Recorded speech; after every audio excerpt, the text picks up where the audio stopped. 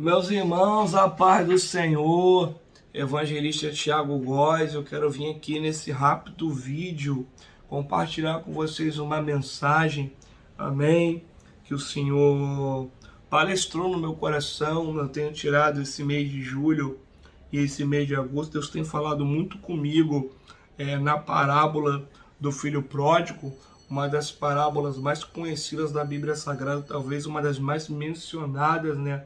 E conhecidas aqui do Evangelho de Jesus na visão de Lucas, né? Lucas que contém, né, a maioria aqui das parábolas. No livro de Lucas tem por volta de 29 parábolas, ao todo no Evangelho tem 40 ou 41 parábolas, se não me foge a memória, nos Evangelhos, né? Espalhados, só no livro de Lucas a gente tem 29, dessas 29 a gente tem por volta de 18 parábolas que estão exclusivamente só aqui no livro de Lucas. Dentre elas está a parábola aqui do filho pródigo, né, que faz parte de uma tríade, né, aqui dentro do capítulo 15, que apresenta para a gente nessas três ilustrações, né, nessas três histórias, nessas três narrativas fictícias contadas por Jesus, né, e que tem como verdade central a importância, né, de se achar aquilo que foi perdido, no caso uma alma, né, que foi perdida. Nós vemos na primeira parábola a ovelha que se perdeu fora, na segunda a dracma perdida dentro, e nessa última parábola a proporção diminui, né? Na primeira das ovelhas era 100 para 1, na segunda a gente vê das dracmas 10 para 1, e aqui do filho pródigo é 2 para 1, né? O pai,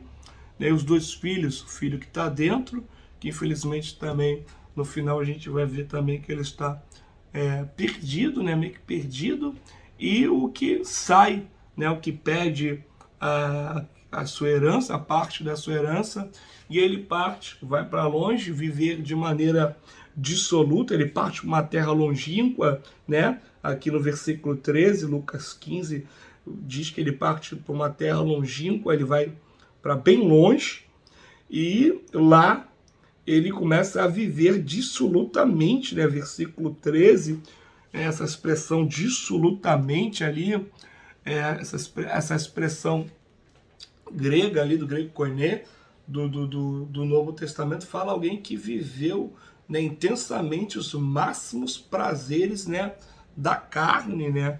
Uma vida vazia, terrível essa expressão.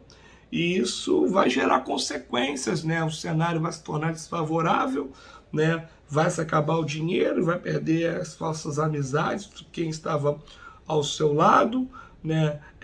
E vai no mesmo período ali uma grande fome, né? A gente começa a contar que uma grande fome assola a terra. Aquele menino, aquele jovem começa a padecer necessidade, ele vai ali procurar emprego, ele vai começar a apacentar os porcos. Jesus ilustra isso de maneira proposital, porque porco era algo extremamente imundo. O judeu não colocasse, o porco entra na classificação ali, né, dos animais impuros que não se poderia comer, né? Revela a impureza, a sujeira. Aí quando você pensa que esse menino está no fundo do poço, as consequências, né, o resultado das suas ações o levam ainda para níveis, né, piores ainda, porque ele quer comer a comida desses porcos, mas nem isso lhe era lhe dado. O texto diz, né, que versículo 16, ele desejava encher o seu estômago com as bolotas que os porcos comiam, e ninguém lhe dava nada. Olha o ponto que o pecado, né, você viver de forma dissoluta, viver os prazeres da carne, né, dá lugar, né, a essa natureza pecaminosa, ao ponto que a gente é levado, né, aquilo que o pecado gera na nossa vida, né?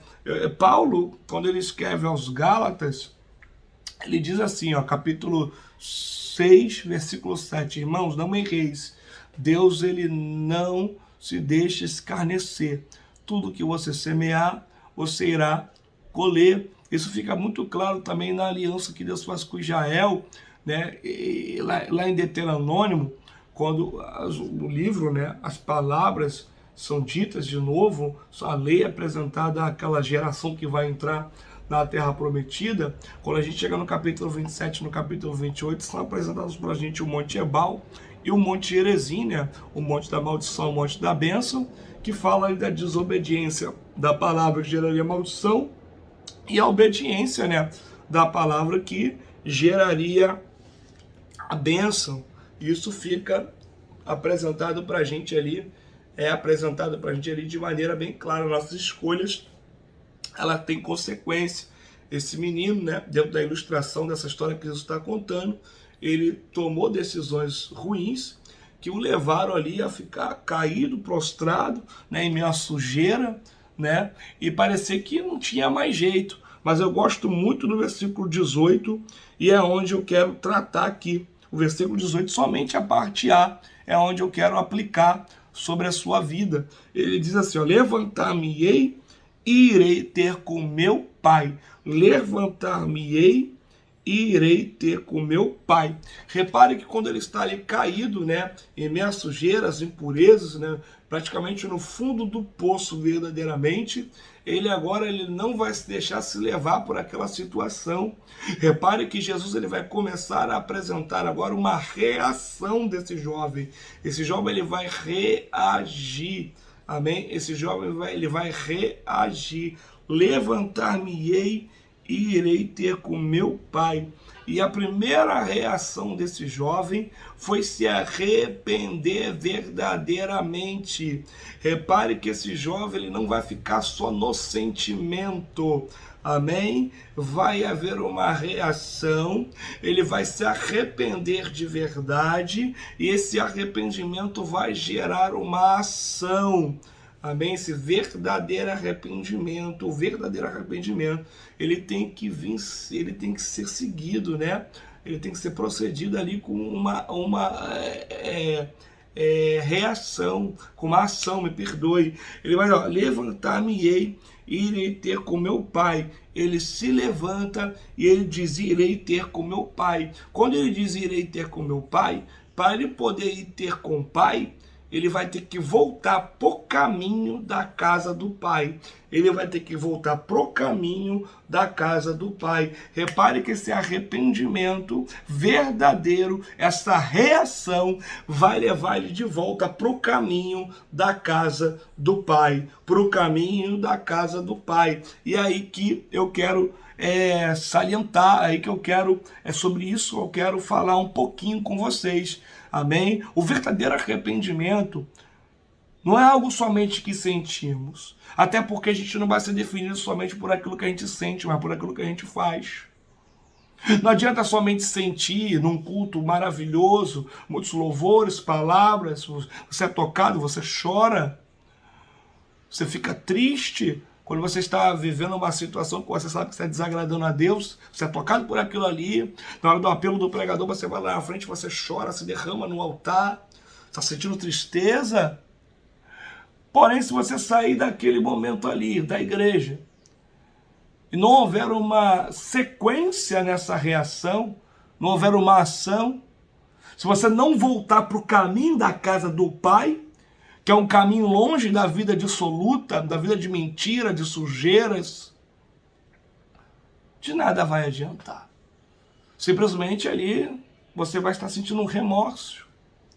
E o próprio apóstolo Paulo diz aqui em 2 Coríntios, meus irmãos, capítulo 7, no seu versículo 10,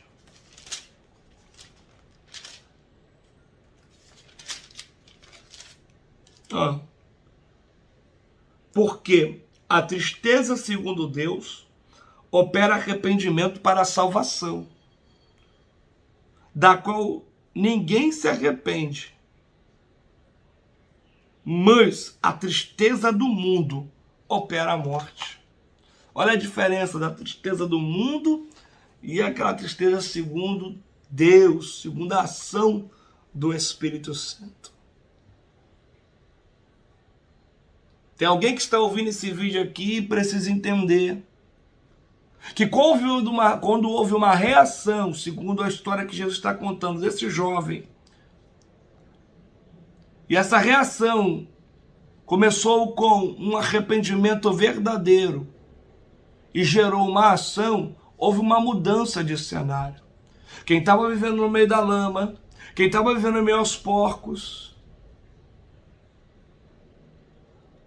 quem estava caído, vai voltar para o caminho da casa do Pai.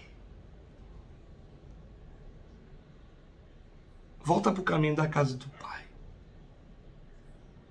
O caminho para a casa do Pai é Cristo. Jesus disse em João 14,6, eu sou o caminho, a verdade e a vida. E ninguém vem ao Pai, a não ser por mim. Jesus disse ali em Mateus capítulo 11, né?